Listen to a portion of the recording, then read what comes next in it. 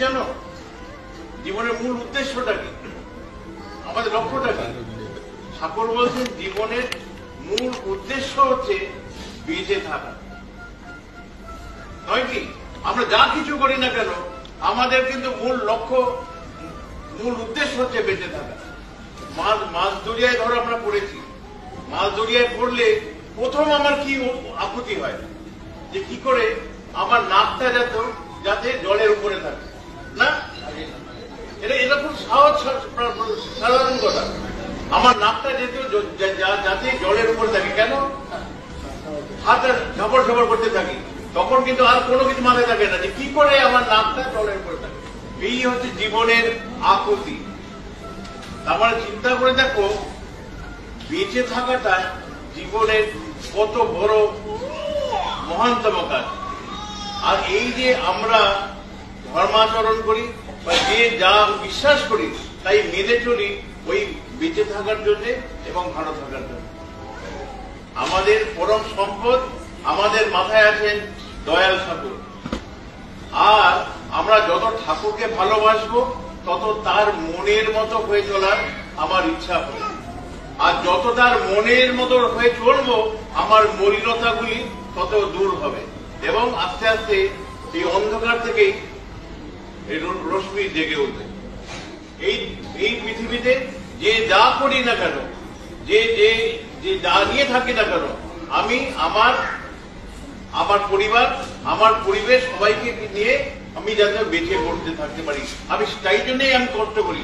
এই যে জীবন যুদ্ধ, যে ঘর বাড়ি ছেড়ে এটা কম আরামের ব্যাপার নয়। দিনে শেষে মন খারাপ হয় যে আমি তো দেশ থেকে দূরে আছি, কেন? আমি যেন ভালো থাকি এবং আমার আওতায় যারা আছেন আমার পরিবার তারা যেন মঙ্গলে থাকে, তারা যেন ভালো থাকে, তারা যেন খেয়ে পড়ে থাকতে পারে। এই জন্যই আমার চাই এক আদর্শ।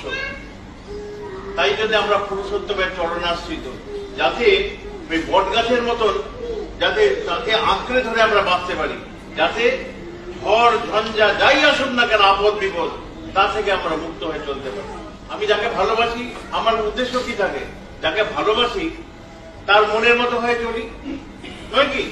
আমরা রাস্তাঘাটে কত লোক কত কথা বলে, আমরা কি তাদের কথা শুনে চলি? তা তো চলি না। কথা শুনি কার? যাকে ভালোবাসি, যাকে মনে করি যে তিনি আমার পরম আপনজন, আমার ভালো মন্দ মঙ্গল সব তার যেন উদ্দেশ্য। এই জন্য ঠাকুরকে ভালোবাসবো এবং ঠাকুরের মনের মতো হয়ে চলবো। তিনি যেমনটি দেখতে ইচ্ছা করেন, আমার মনের মতো নয়। আমি কি ভাবছি, কিসে আমার আনন্দ, কি করলে আমার ভালো লাগবে, এটা উদ্দেশ্য নয় কিন্তু জীবনের। আমার জীবনের উদ্দেশ্য হচ্ছে আমার প্রিয় পরম, আমার ইষ্ট দেবতা, তিনি আমাকে কেমন ভাবে দেখতে ইচ্ছা প্রকাশ করেন, আমি তাই করব। আর এই হচ্ছে ধর্মাচরণ, এই আমার জীবনের উদ্দেশ্য। আমার এটা করতে ভালো লাগছে, আমার ওটা করতে ভালো লাগছে, এটা করলে তো আমি আমার আনন্দের কারণ হচ্ছে, এটা আমি আনন্দিত হচ্ছি। কিন্তু আমার আনন্দ কি আমার মঙ্গলের কারণ হতে পারে? সবসময় তো তা হতে পারে না। ধরো আমি ছোটবেলায় অবুঝের মতো আগুনে হাত দিতে যাচ্ছি, আমার মা বা বাবা তিনি কি করেন? ওই না বাচ্চা এগুলো ছেড়ে দেন, কি করেন তিনি? আমার হাতটাকে আগুন থেকে সরিয়ে নেন, কেন? আমি তো অবুঝ, আমি জানি না যে আমার আনন্দ হচ্ছে বলে তিনি ছেড়ে দেন না সেটা। আমি তো অবুঝ, আমি জানি না আগুনে হাত দিলে আমার হাতটা পড়ে যাবে। কিন্তু আমার বাবা মা বা অন্যান্য গুরুজনরা বাড়িতে যেই না থাকুন, তারা জানেন যে আগুনে হাত দিলে হাত পড়ে যাবে। ও বেকুব, ছোট তো, ও বেকুব, ও জানে না আগুনে হাত দিলে হাতটা পড়ে যাবে। তাই জন্য আমার খুশি, আমার আনন্দ, এটা কিন্তু আমার মঙ্গলের কারণ হতে পারে না, এবং তাতে আমার মঙ্গলও যে হবে তারও কিন্তু নিশ্চয়তা নেই। না, আর নাই, নিশ্চয়তা নেই, না নাই। তাই জন্য কার কথা শুনবো?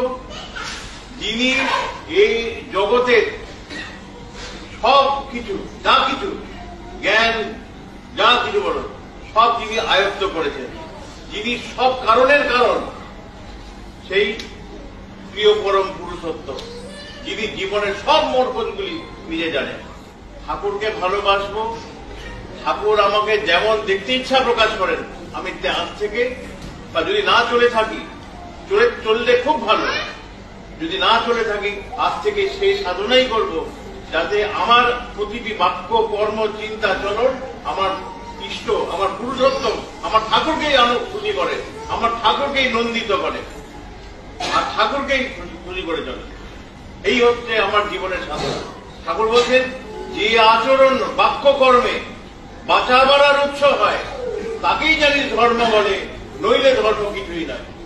যে আচরণ বাক্য কর্ম আমার জীবন বর্ধনকে সাহায্য করে, জীবন বর্ধনকে বর্ধনা করে, নন্দনা করে, সেই হচ্ছে আমার জীবনের একমাত্র সাধন। আর এই জন্যই আমরা আজ ঠাকুরের সামনে একত্রিত হয়েছি, সমবেত হয়েছি। সেই প্রভুরই গুণ কীর্তন করব, প্রভুরই আনন্দের কারণ হব, প্রভুরই নন্দনার কারণ হব। আর আছেন আমাদের ঠাকুরেরই জীবন্ত প্রতিরূপ আমাদের আচার্যদের, যেমন তিনি ইচ্ছা প্রকাশ করছেন আমাদের প্রতিটি ক্ষণে, প্রতিটি মুহূর্তে নিজে আচরণ করে আমাদের ইষ্টমুখে, ইষ্ট অভিমুখে তিনি প্রেরণ করে চলেছেন। তিনি কি বলছেন, তিনি কি কেমন ভাবে আমাদের চলতে দিক নির্দেশ করেন দিন রাত, খালি তার একটাই উদ্দেশ্য যে আমরা যাতে ঠাকুরের হই। যতটা মানুষ, সবাই আলাদা বৈশিষ্ট্যের মানুষ, সকলের চিন্তাধারা ভিন্ন হতেই পারে, কিন্তু সব মত আমাদের করবে ওই এক মত।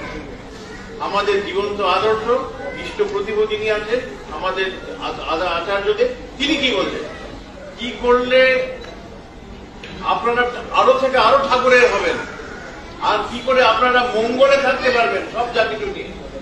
আমি সেই রাস্তাটুকু বলে ভালো থাকবেন সকলে। জয় গুরু।